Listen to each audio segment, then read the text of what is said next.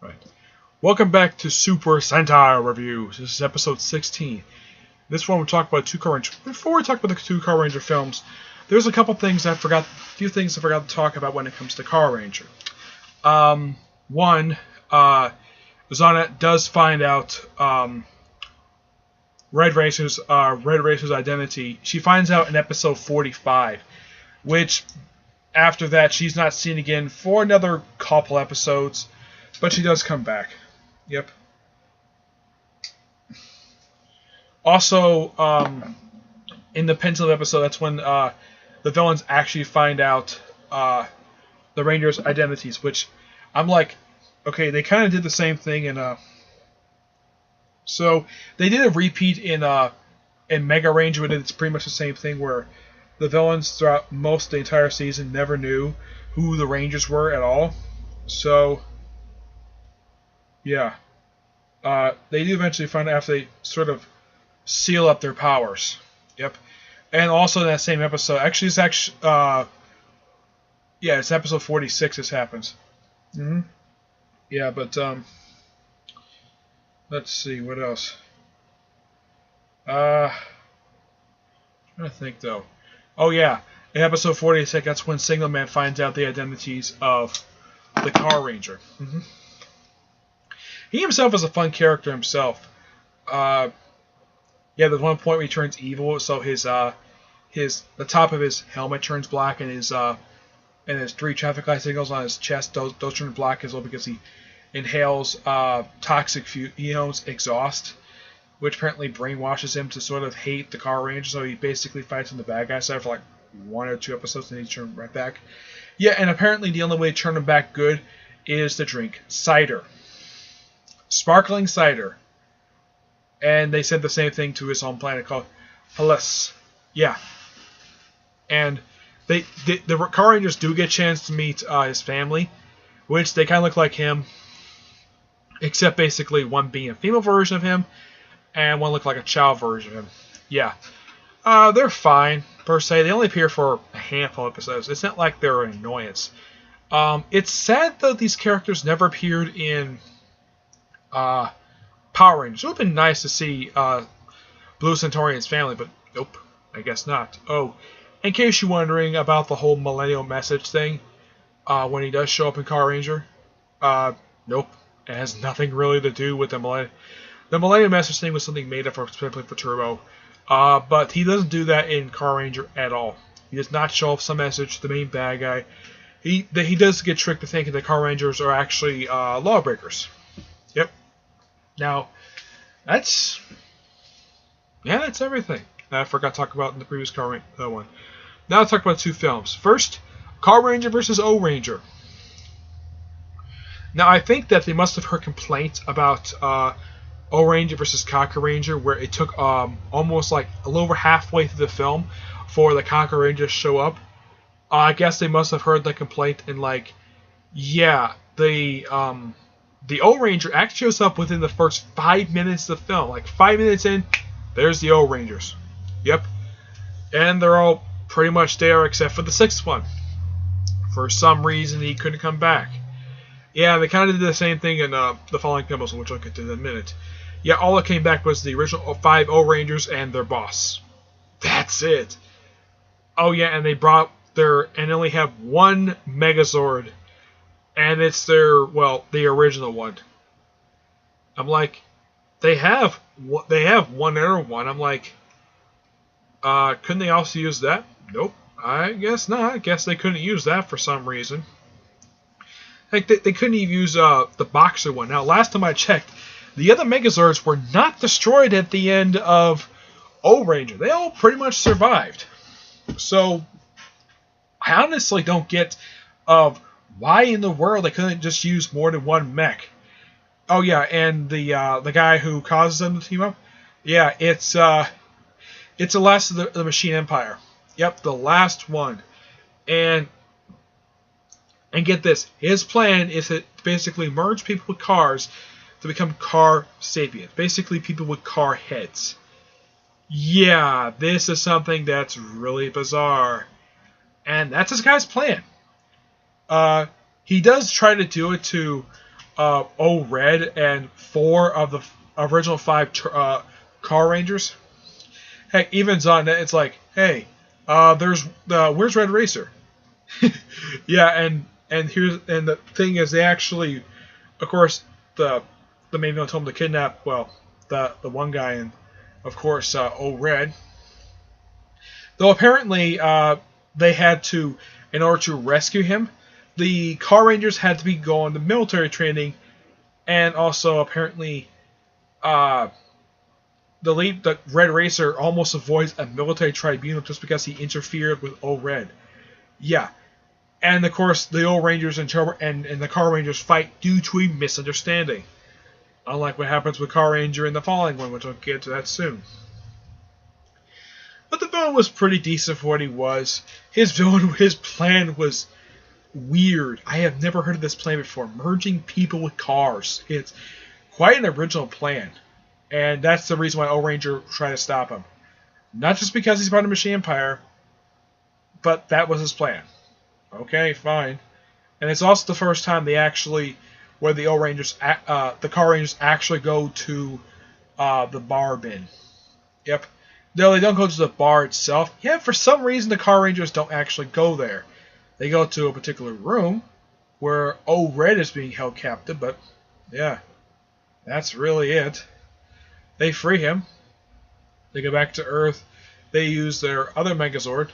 Oh, I almost forgot. They actually have it where the 2 original Megazords for Ohranger and Carranger actually fight each other. Yeah, I'm not kidding. This actually does happen. And then later on they have it with where the Megazord for Ohranger teams up with the VRV Robo to defeat to be the main bad guy, and I think like one Arrow Monster, but yeah, and of course he gets a whole little block cheese thing, grows giant size. So all in all, it's a much better film, and one thing is props over the previous one. The Ohranger show up within the first 5 minutes. It's great. Though the misunderstanding thing is weird, and the whole military tribute thing is dropped after like one scene. But aside from that, it's nice to see the Chief again. But it's sad to see that we couldn't get a chance to see King Ranger. And he couldn't come back to Earth for this one thing. Okay. Yep. I mean, that's the only disappointment about it. You don't see any other characters from Ohranger aside from the original 5 Ohrangers and the Chief. That's it. Despite the fact they had several other characters from it, apparently this was the only ones that characters they bring back. It's kind of the same thing with Megaranger versus Carranger, where they bring back the 5 Carrangers and the guy bring back Dop, and that's it. No Single Man, no the child who helped them out, who was their basically a constant presence of the whole entire thing. But I'm like, that's it? They couldn't bring back our VRV Master last time he wasn't dead. Yeah, and he's never even mentioned at all. It's like no mention what happened to him. And also, this is something that's never explained. When in the world was the Pegasus automobile garage rebuilt after it was blown up by the biker gang? Yeah, when was this rebuilt? Yeah, this is something that the film doesn't bother to explain at all, or how the fact they're back in operation. No, it's been a year, I get. But the question is when. Yes, that's the ultimate question. When was it put back together? When was the place rebuilt? I have honestly no idea. And that's one thing the film does not explain. Oh, I should point this out. 2 of the Carrangers show up within the first minute of the film. Which, okay, that's actually quite different from the previous one. Instead of waiting 5 minutes, you wait about 2 minutes in the film. Bam. They're in it. This one I thought was a little bit better, per se. One thing, a lot more monsters to fight than just 1 or 2. This one they fight like close to 7 monsters. Well, of course, one of the bikers basically apparently. And here's the thing: the teams come together due to not some guy on the run, but over a creature who can grant wishes, 5 wishes.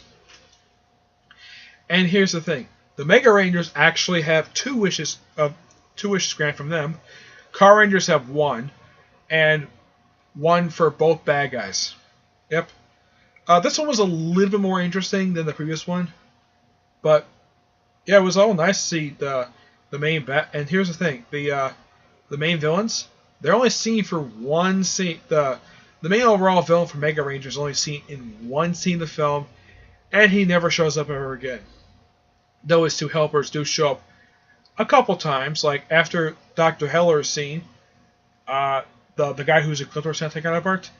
After that one scene, he is never seen again. As for his assistant, she shows up a couple more times in the film. She shows up at the end to brainwash the biker guy to work for them, just so they can get that wish.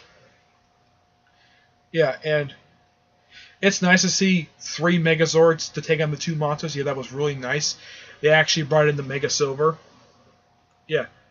So we got a chance to see, not all together. I would have loved to see it if they had, well, all the Rangers team up. But it's just the 5. 5 from Carranger, 5 from Megaranger.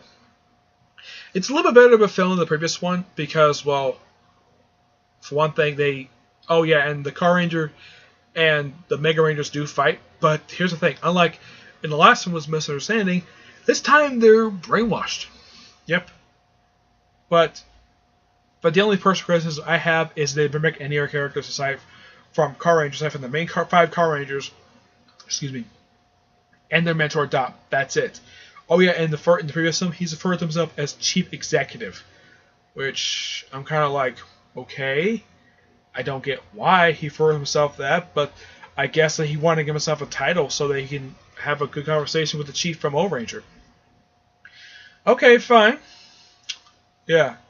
But he doesn't call himself that in that one.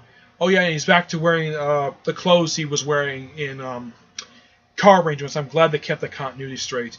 Because about 18 episodes in, he switched from wearing the cloak he was wearing throughout the first 18 episodes to wearing Earth-style clothes, which was like a white t-shirt, a basketball jersey, green shorts. He does keep his boots, and he wears like a Carranger a black jacket.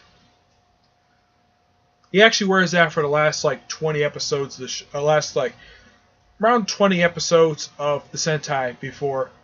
Oh yeah, he does wear it in this film as well, which is nice the fact to keep that. So, and of course, pictures of characters from the previous from the Carranger Sentai. Yeah. Now, do the 2 monsters in this one and the 2 in the other one? Do they show Power Rangers?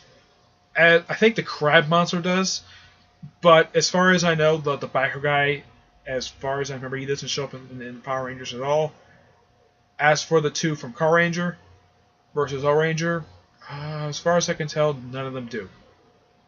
Nope, none of them do. But 2 pretty good films. Good chemistry between the 2 teams. But, yeah. So, that's all I gotta say about the 2 films. Good films. But in the case of these 2, in the case of the Carranger versus Ohranger, this is between episodes 39 and 40. In the case of Carranger, Megaranger versus Carranger, it's the same thing between episodes 39 and 40. Yeah, pretty much both the same spot, but 2 pretty decent films overall. Okay, so that's it for this episode. Stay tuned for the next episode, which, when I get a chance to finish it, I'll talk about Ohranger. Okay? Because the next thing I plan to work on, alright? But until then, I will see you there. Bye.